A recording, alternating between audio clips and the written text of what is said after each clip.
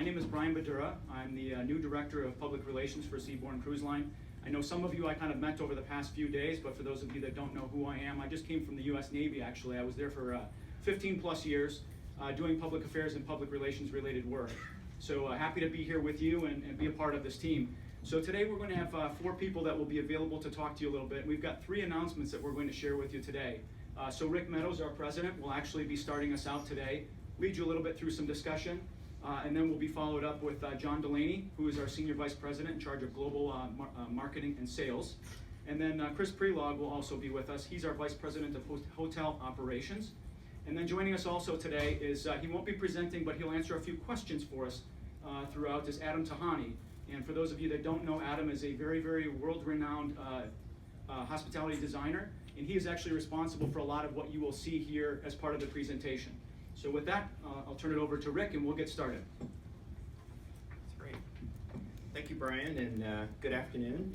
It's great to see some faces that I've known in the industry for many years, and appreciate you taking a little bit of time to spend with us on Seabourn today. As Brian said, we have 3 items that I think will be interesting to talk about. And of course, there is a lot more coming, in particular around our newest ships that are under construction.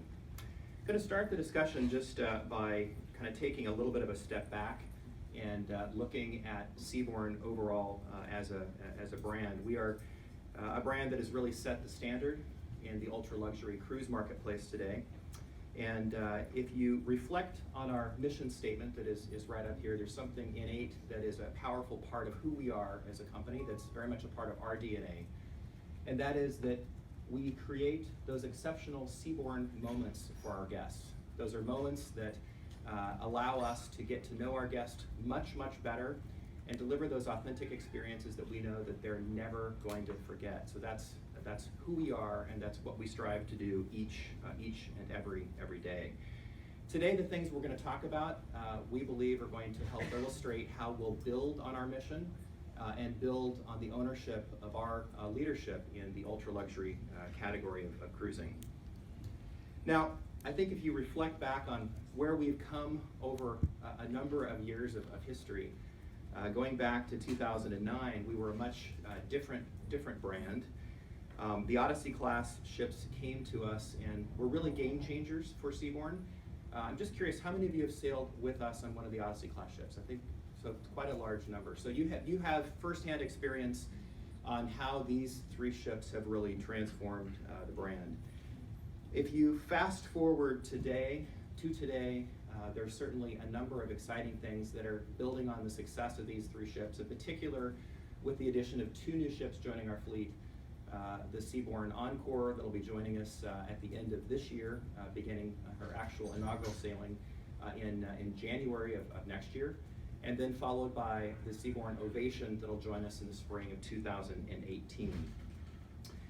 One of the things that we are proud of and is a real benefit to the brand is the age of our ships.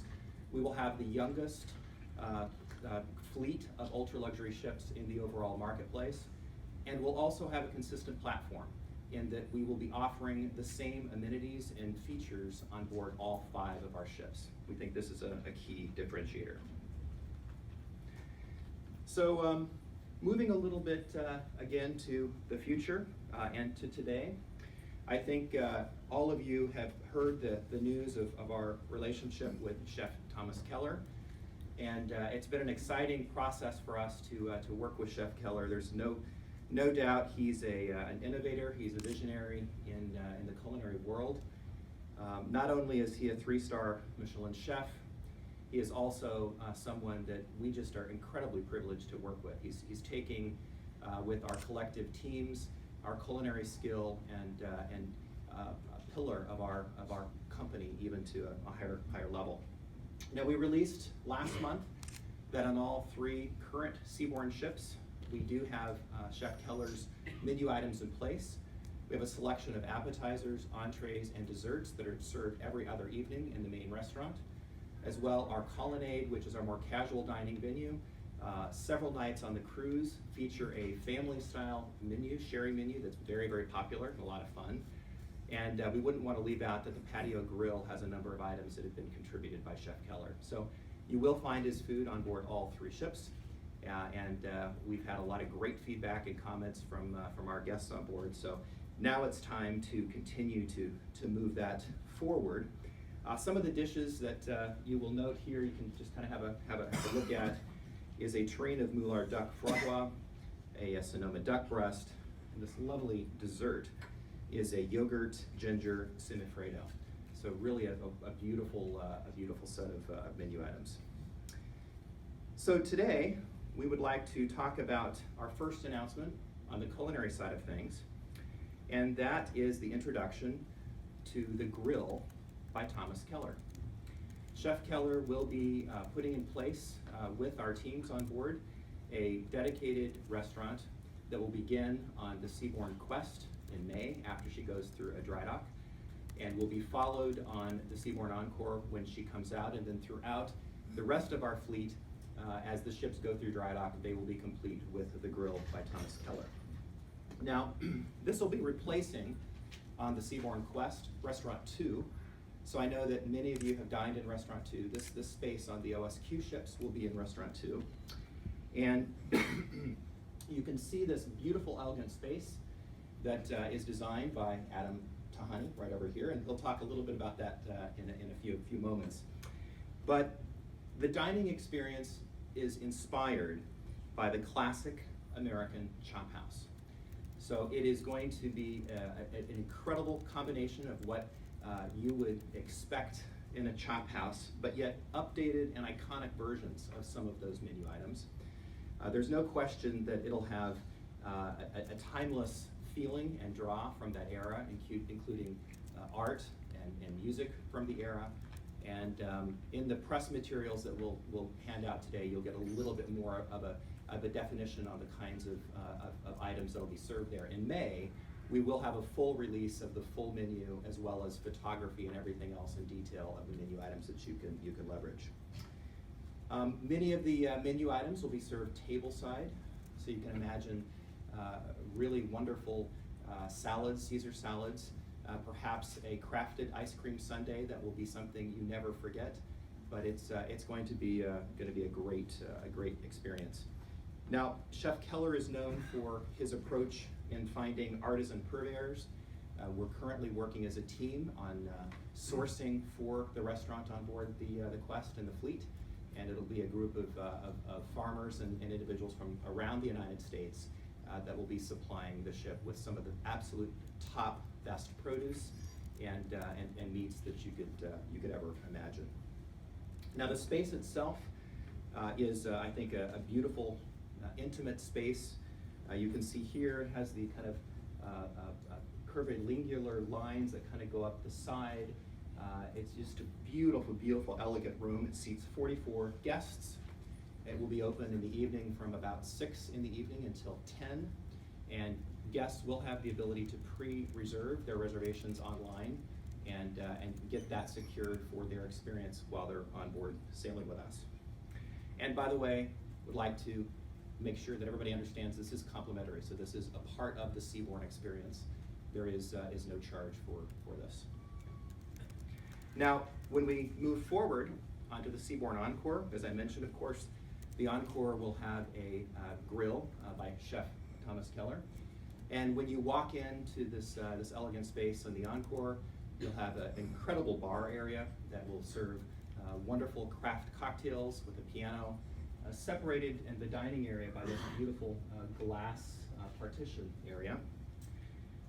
It goes without saying that a part of the experience on board Seabourn is about wine, and all of the grills will have a wonderful wine list that will be has been being selected by Chef Keller. And this is just on the Encore. As you walk in through the bar, you'll see the beautiful wine tasting table area, as well as an incredible wine display that wraps around the restaurant itself. And then here is a beautiful shot of the dining area of the grill on board the Encore. 94 interior seats and plenty of tables for two, as you would expect. We know this is going to be a great hit with our guests. And of course, nothing's better than dining al fresco.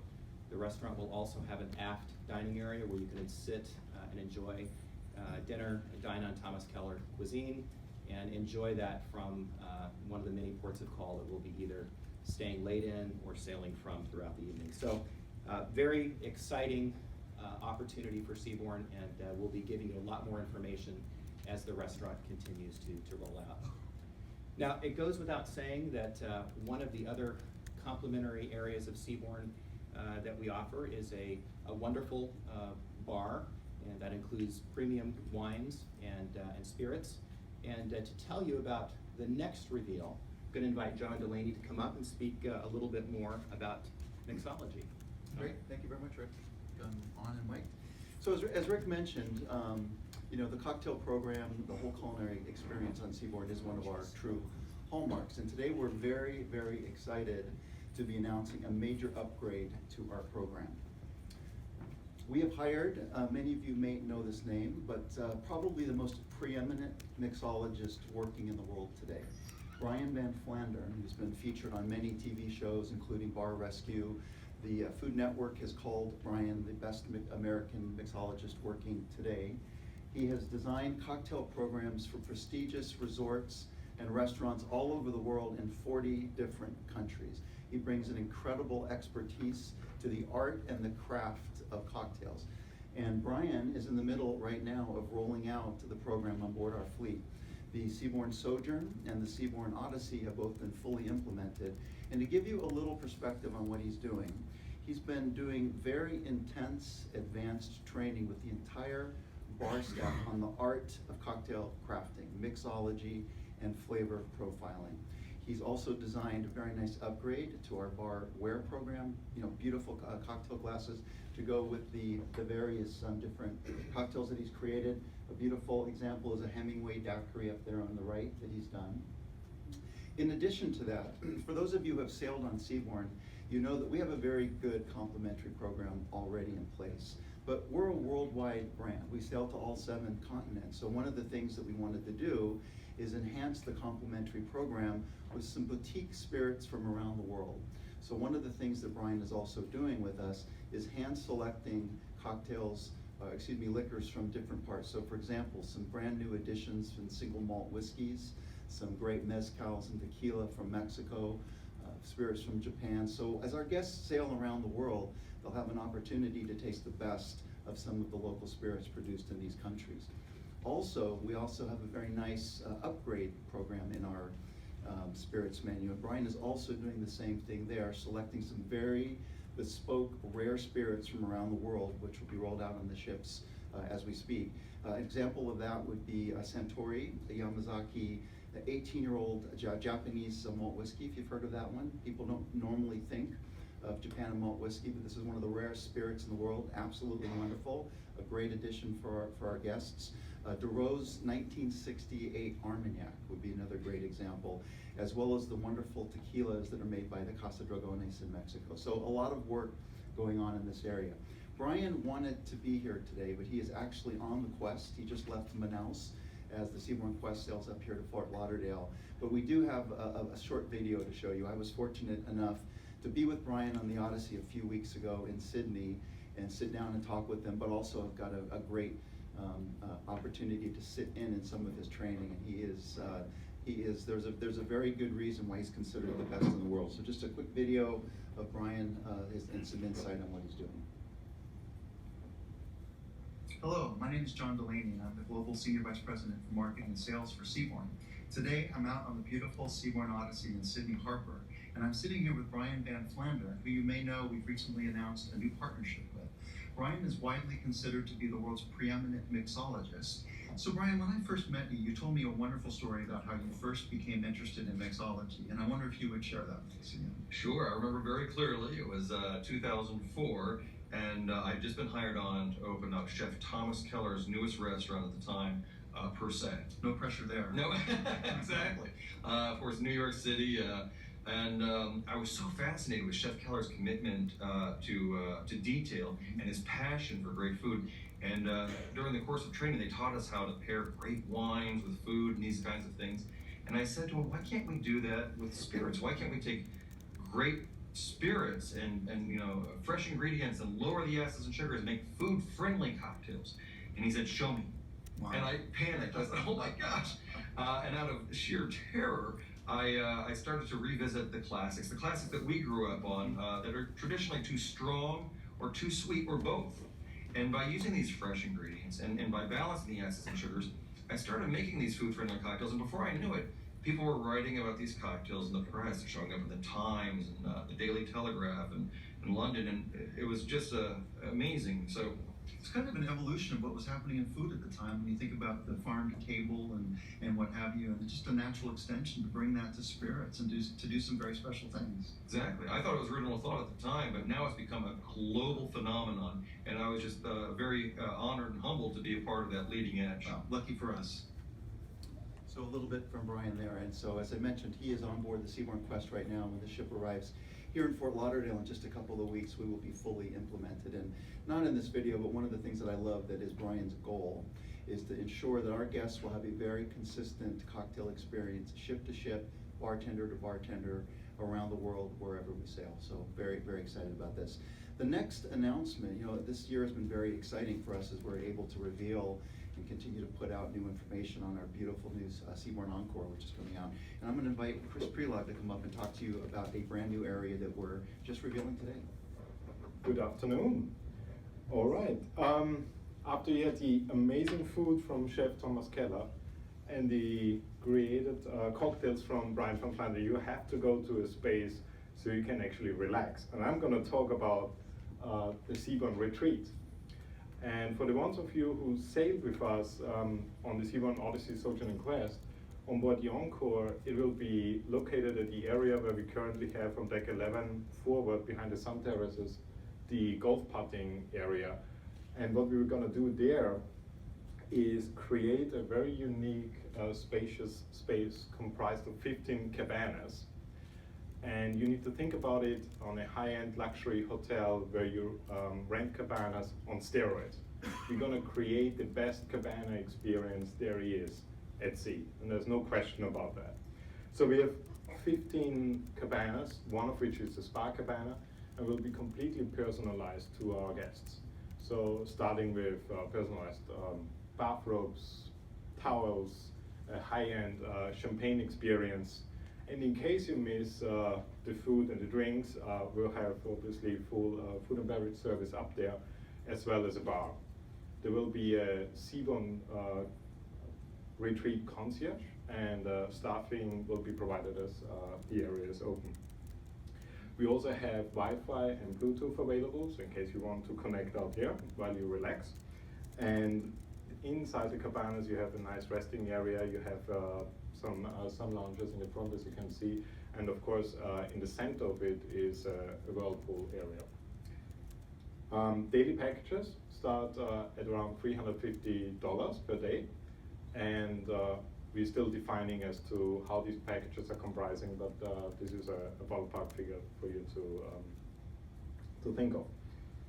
And yeah, so this comprises a little bit how we set up the cabanas, and we'll hand over to Rick for the last workout. Great, thanks, Chris. So that's I think three very interesting additions to the Seabourn experience, and I can tell you that whether it's Chef Keller's incredible take on the culinary world, or whether it's the wonderful beverages that Brian van Flandern has informed, or the cabanas that Chris talked about, all of these things will contribute to our leadership. But one of the things that's most exciting is what is coming up in January on the 7th in Singapore, where we will do the official inaugural celebration of the Seabourn Encore. She'll be joined there by the Seabourn, by the Sojourn, and we will have an incredible event for guests on both ships to participate. And we'll certainly be talking a little bit more about this exciting time. The Sojourn and her sister ship following represent quite an incredible commitment into the Seabourn brand experience. And we are very excited about those ships and what they represent. And I think if you've been following all the releases over the last several months of Spaces to get a sense of the ship, You've seen some compelling renderings and animations that hopefully help visually paint that picture of the style and heart of the ship itself. So what I'd like to do is take you through a very short video that will give you an update of the experience and the tone and the feeling of the Seabourn Encore.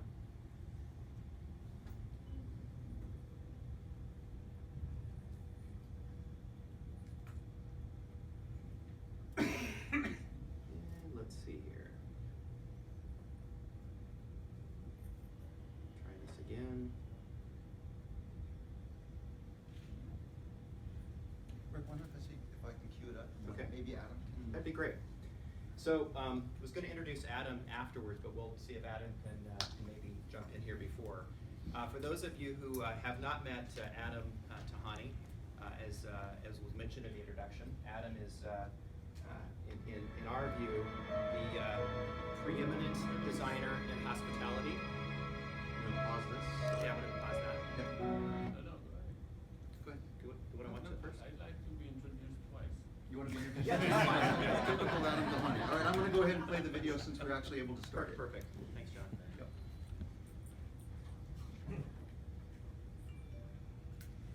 Sure, right now. Okay. No, it'll. I still want to be introduced twice.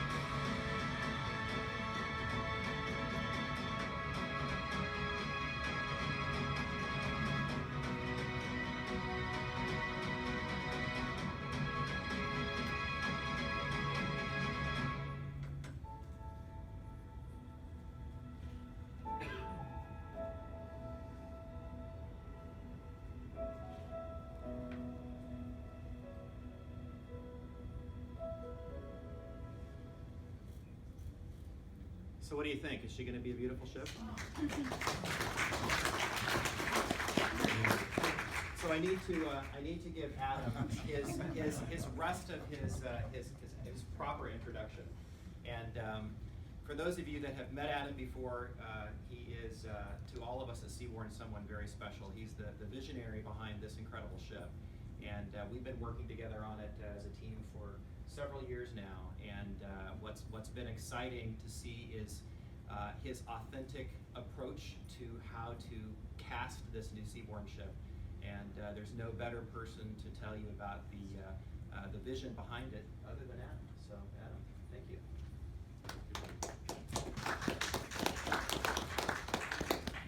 Work speaks for himself, no? Rick always makes me feel short. I'm not that short, you know.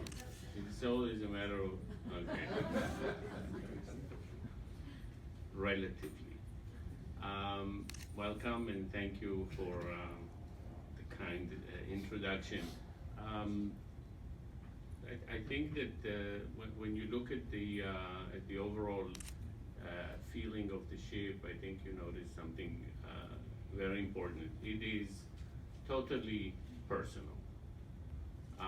Every single detail, every curve, every color was picked thinking of you, of the passengers, of the kind of passengers that use the ship. I mean, you know, we work on a lot of luxury projects all over the world, but this one, for some reason, sort of captured my my true inner imagination, because my wife and I are part of the Seabourn family, sailing it and working with these wonderful people here. And we became just one. I mean, it became a project that means a lot of personal things to every single one of them, and us. I was first time I've ever gotten drunk was on Brian's drink. Some concussion. He came up at Per Se.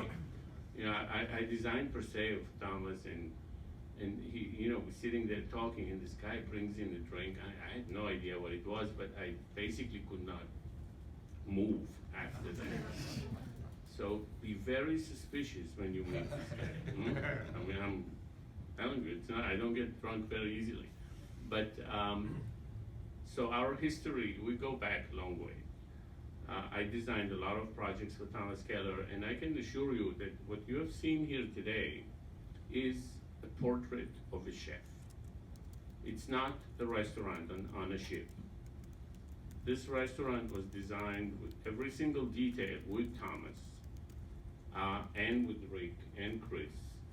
And you know, it's a process that I don't know if many of you have gone through, but you will feel it when you get on the ship. You will feel that this is really a portrait of an artist, of a great artist, a great culinary artist that is going to share with you his art in a very personal fashion. Every detail, and I'm not talking about lamps and chairs, I'm talking about china, silver, glass, the selection of flowers. Everything was designed with you in mind by an extraordinary host, and I'm just pushing the pencil here, but it's quite unusual to find something like this on a cruise ship. I think it's a very intimate and personal relationship, and so is everything else that we designed. And I hope we'll get to see you all on the ship, and you can, you know, come over and let me know whether I was right or wrong. Thank you.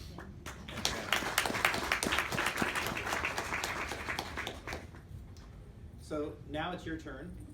If you have any questions about anything you've heard today or anything in general about Seabourn that you would like to ask, I know we have a group coming in behind us in about 15 minutes time. So any questions? Yes. It's on Laurel Permit, recommended review. 2 questions real quickly. The cabanas are are on all 5 ships? So the cabanas will be on they'll be on the 2 new ships that are coming out, the Encore Innovation.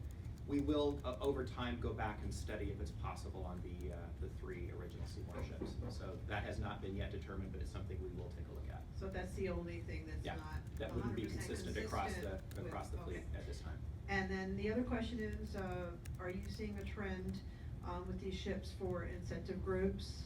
Absolutely. So I think if you look at incentive travel overall, as well as charters, you know, we are in a kind of a sweet spot for full ship charters, particularly on the Odyssey class ships at 450 plus guests. We're right in that perfect zone. So the incentive market, charter market are key strategic markets for us as a company, most definitely. Tom? Rick, it looks, sorry, Tom Steeghorst with Travel Weekly. It looks to me like the grill on the 2 ships, the Quest and the Encore, are different places. Is that right, or the same location on each ship? There are different locations. So on the Odyssey class ships, there where Restaurant 2 is. And in the Encore, if you know a little bit about the ship, it's built off of a similar platform of the Odyssey class ships. There's 1 additional deck. The bigger part of the aft portion of that deck is the Thomas Keller, the Grill by Thomas Keller restaurant. But it also includes on Encore Innovation that incredible bar. And so it's a sizable venue plus the outdoor dining area. Yes. Janice Wald Henderson, Private Clubs Magazine. I have a question about extra charges. I know Thomas Keller's cuisine is included, and of course, Seabourn Retreat is not. You're developing a package. But for the mixology drinks, for instance, would that be something that would be extra or all-inclusive? And I believe you said fine wines and special spirits as well would be extra. So it's inclusive. So what Brian Van Flandern is doing is working to elevate our current complimentary program and really bringing it up to an incredible level. So it's bringing in new, fresh ingredients, all new recipes to create, quite honestly, an over-the-top complimentary experience. We will have, as we've always had, additional higher-end spirits that are for a charge. But where you're going to see the biggest change are for guests that are just enjoying our complimentary program. It's elevating that experience. Thank you. Good question. Yes. Thank you. John Honeywell, freelance from the UK. Hi, John. Can I just say that the video was the best intro that Adam could have been given. But one couple of quick questions. Singapore, January. Do you have anything a more specific date than that? Sorry, January 7th. Oh, January. Yes. And is the voyage from Europe It'll to be- Singapore will be a revenue cruise? There will be a revenue cruise, most definitely. Thank you. It's the actual inaugural sailing is going to be from Singapore to Bali. Yeah. So there'll be 2 pre-inaugural sailings, one from Athens to Dubai, and then a great holiday sailing that'll be Dubai into Singapore, and then the actual inaugural will go out on the 7th and 10-day sailing. We thought it was really honestly a special experience to be able to have 2 of our ships together and to celebrate that in the port of Singapore, which I know many of you have seen the new cruise terminal. It's a beautiful space, so we'll be working to celebrate there at the new terminal with both ships. Yeah, that's an important point, Rick. We should just mention that we actually have the exclusive use of the Marina Bay cruise terminal for the inaugural. So if you've been there before, it's a beautiful, beautiful large structure, and that's going to allow us to have both ships participate. Also, for guests coming off of one of the holiday sailings in the Sojourner Encore, we will have some inaugural packages that they can buy if they'd like to participate and be part of that ceremony. So it'll be a lot of fun. Ralph? Yeah. Ralph Grizzle, avid cruiser. Yeah, so do the colonnade and the grill al fresco dining, do they have the same imprint? And are they in the same Slightly. space? No, they're one is underneath the other, so the colonnade will be above the grill. The dining experience in the evening will be different. So the colonnade will serve the colonnade's menu, and the grill by Thomas Keller will serve the Thomas Keller cuisine. And could I just ask, Seabourn Square was very popular on the Odyssey class vessels. How will that change? So there was a video clip that you saw that was in briefly, and this was Adam's suggestion, which I think is spot on. A slightly new approach to the Seabourn Square, where the concierge desks are now facing out in around a circle area. So it's less about being behind the wall, you really get a sense of the service coming to you in a more circular environment, and it opens the space up. Seabourn Square itself will have all the same features that everybody knows and loves. We will have an expanded food and beverage area there with more space, and stay tuned, we will have some additional things that we'll be talking about in the square that will be quite fun. Wallace Emmon, Tourism Times. In the grill, there will be there's no additional charge, but will there be a limit on the number of times you can use it on the cruise? Yes, so the grill by Thomas Keller, it will be complimentary, and it will be one time per guest per voyage. Certainly, if there is the ability to to stand by or be flexible, guests may be able to dine more, but the initial program will be once per guest per voyage.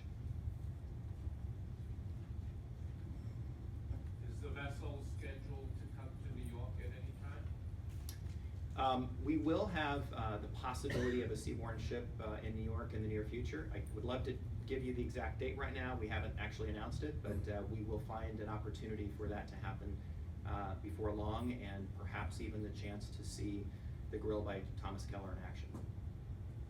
So stay tuned. It's on our radar. Great questions. Can you clarify the seating? You had said 94 was the capacity in the grill on Encore, and that's different than on the other vessels? That's correct, because the footprint is, as Tom suggested, they're in different areas.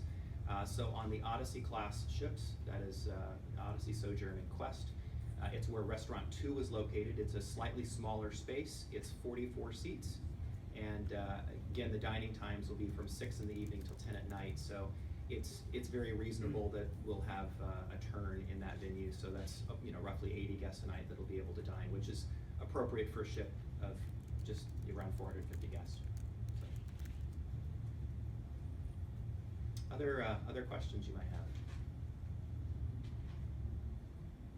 Okay. Thank you again for being here today, for taking time out of a busy Seatrade schedule, and we appreciate everything that you can have done for us. And if there's anything we can get you as far as additional background material, photography, the release you saw on the grill will come out in just a few minutes if it's not already out. It'll come with some photography. We'd ask that you run that photography specifically because it is the right approved photography. And in May, as I mentioned, when we get more detail on the actual menus and recipes and food photography, once the restaurant is up and running, we'll be providing that to you as extra background. Okay. Thanks so much. Have a great day. Thank you.